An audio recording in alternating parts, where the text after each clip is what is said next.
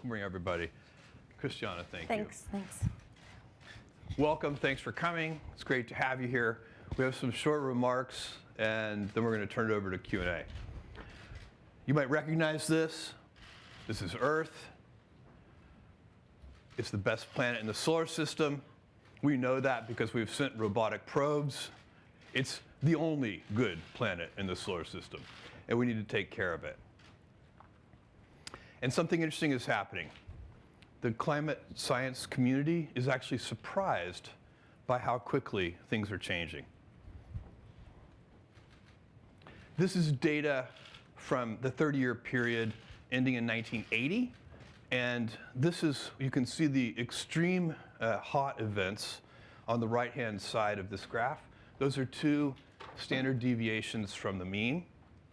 And this is what you would have expected in that period. To put that in context and easier to understand terms, there would have been a 1 in 1,000 chance of having a season with 2 sigma temperatures. So that red section there on the right-hand side, 1 in 1,000 chance. If you hold steady the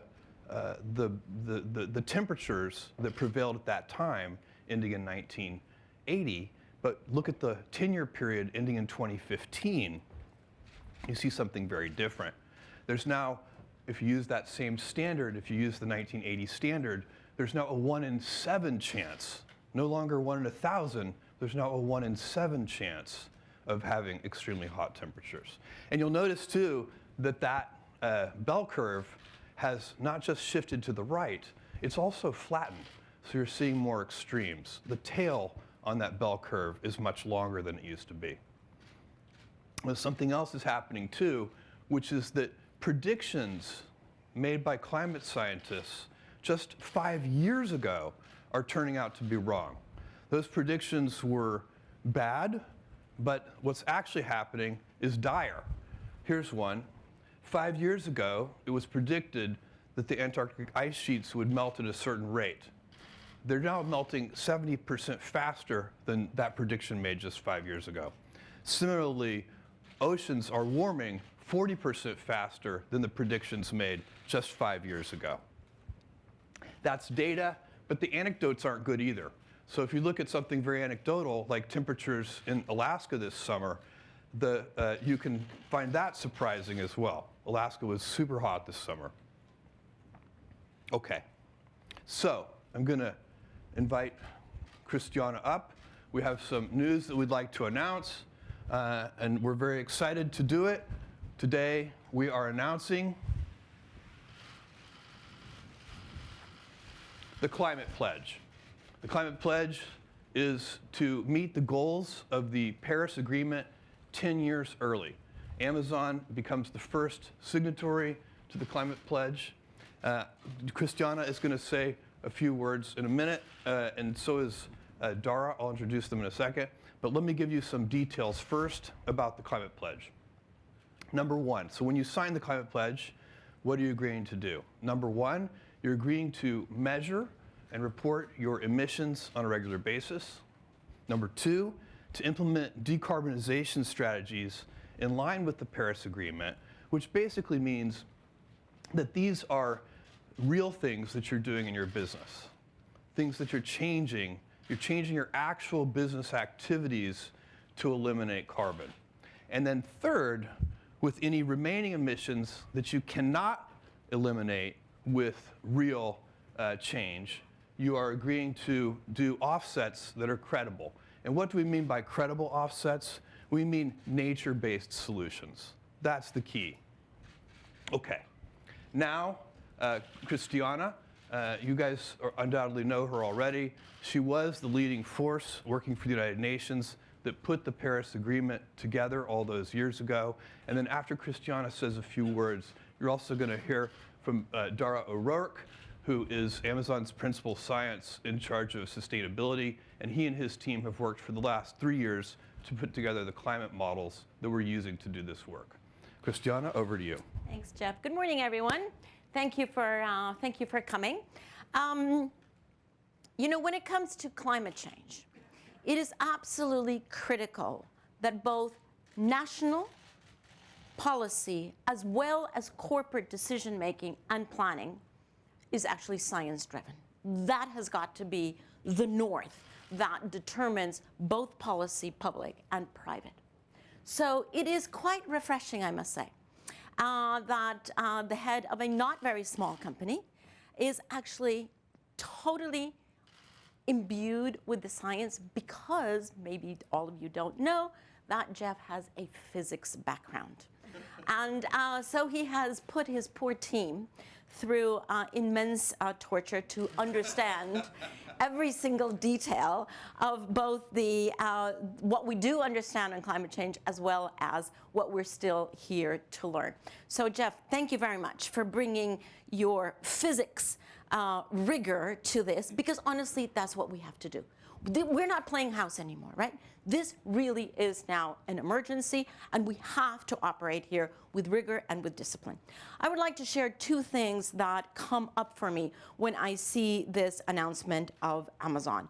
And it's the two pillars of what we have been calling for constantly for years: scale and speed. Scale. Amazon is not a small company. So whatever Amazon does to decarbonize its own operation is already a huge help to global decarbonization efforts. However, Amazon is also hereby announcing that it will work with companies upstream that deliver to Amazon, deliver all kinds of goods and services, to have those companies also decarbonize and reach the same goal. So a multiplying effect. And as a third step, Amazon will also begin to work with those companies downstream from them, because decarbonizing, when you understand that the whole economy is actually a web, a value chain that is interwebbed, then you understand that any company that decarbonizes helps all of the people that are downstream. And so that's what we need. If we have to get to scale very quickly, which we have to, we need every single company, particularly the large ones, to decarbonize upstream and help those downstream. So whatever Amazon does not stay within Amazon. It has a much bigger impact. So thank you also, Jeff, for that. And then finally, speed. I have been calling, as have everyone else who works in Paris, for speed. My favorite call on that is swallow the alarm clock. Swallow the alarm clock, because the alarm clock has been ringing actually for a long time. We are totally running out of time. Science tells us that we have about a minute left to get the work done that needs to get done. And the fact that Jeff has understood this, because he understands the physics behind climate change, and has therefore taken his company to take an incredibly ambitious pledge. This is the week and next week of increasing ambition. The Secretary General is calling for a climate change summit in New York, and he is calling all corporations and all governments to increase ambition. This is an amazing, amazing response to say, you know what? Climate is really upon us. Its effects are cumulative. Every day counts, every month counts, and certainly every year counts. So to take the pledge of coming in 10 years early to carbon neutrality is actually a huge contribution to ambition. So we are incredibly grateful that Jeff is doing this. It's not a moment too early. We are delighted, and we certainly welcome the challenge. This is not going to be easy. I'm sure you know. This is not going to be easy, but this is absolutely critical and important. So thank you very much. And should I say, it can only be done if there is really scientific integrity behind every action of Amazon. And that's why it's so important to hear now from Dara, who will explain that. Thank you. I'm Dara O'Rourke. I lead the sustainability science team at Amazon. Teams across all of Amazon have been working for the last 3 years to map and measure the company's overall environmental impacts. They have been laying the foundational layer of scientific models and data systems to build sustainability in a very Amazonian way. That is science connected to technology, connected to customer obsession, to approach the scale of the sustainability challenges we all face. Over the last 3 years, the core of that work really has been collecting data, building models, building tools, not just for teams to track their environmental emissions, their carbon, but to enable them to radically reduce carbon across the company and down the supply chains. Amazon, as both Jeff and Christiana mentioned, is a very complex, large company. As complex as some countries. You know about many of the businesses, Amazon.com, Amazon Web Services. Amazon is also growing their electronics businesses and electronic supply chains. They're launching private brand businesses in apparel, in food, in furniture, launching totally new businesses almost every year. And we also have a very large transportation, logistics, and brick and mortar footprint. Amazon is as complex as many companies combined. That forced us to build one of the most sophisticated carbon accounting systems in the world. It is a Spark application in native AWS run on on-demand EC2 instances. We had to build a system that could get to granular data, but at Amazon scale, to give teams innovation optionality and to see the overall company view. Actionability requires this finer level of resolution of data. Our system is both comprehensive in covering the entire company and precise enough to get down to system-level optimizations. We can go all the way down to individual products, processes, and services. Let's take the Echo. We can go down to an Echo and understand the impact of the manufacturing. Step back up to the data centers powering Alexa, and then across to the planes, the trucks, and the packages that deliver that Echo to a customer's house. So far, we've built 5 models based in an academic technique called environmental life cycle assessment. 4 of those are process models in transportation, in packaging, in electricity for both our fulfillment centers and data centers, and in devices. We combine internal operational data, process, physical data, with financial data, with external scientific data to stitch it all together into our carbon footprint. We're also using this data in our climate risk analysis.